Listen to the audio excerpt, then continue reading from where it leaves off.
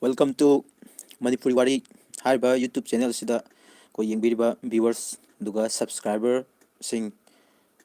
ai hojik live thabne do live thabdo kaigumba problem ama laibudagi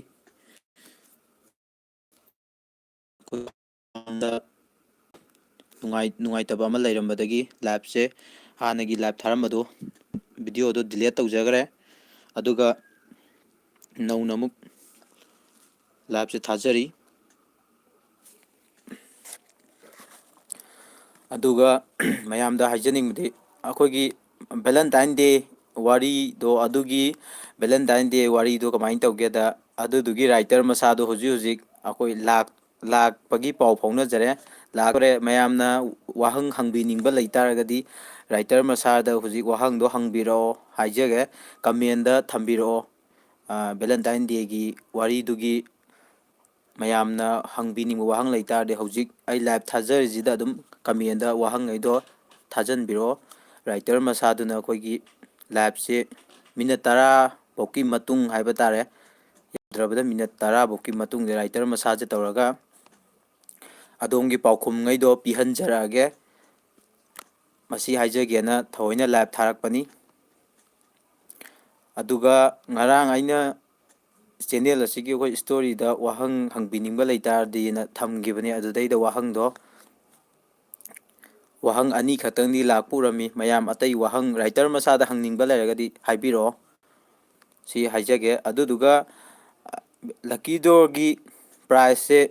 sponsor tawbirakpa yaure ahanbada aina sponsor price ama khatang thamgena tawjarambani ado hujik kadorage haiba matamda sponsor tawba mi thokpirakpadagi price se henkachare aduna lucky person je mi ani khanjaba tare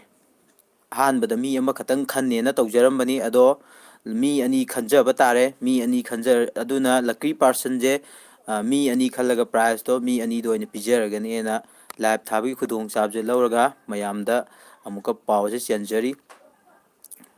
live asi matang asida losanjarage adomna wahang hangbiningba leitaragadi live si yengbirakanda comment pibiro aduduga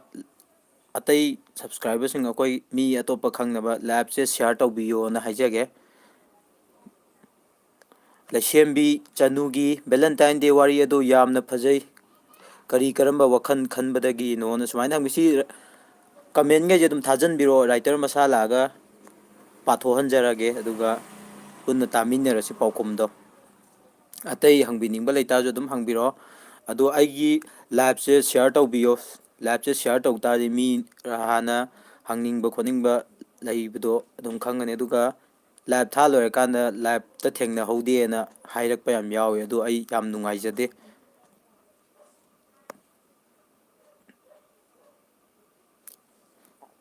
Laisi lembi haiban ho sorry pathokpada soi gare laisi lembi haiba mangakpi gani atai hangbining ai live sidi matang sida losanjarage writer la kanda somsongi Paokhum ngai do sungsoi soidana khumanjarage mayam khangnaba live se share tawbiyon haijage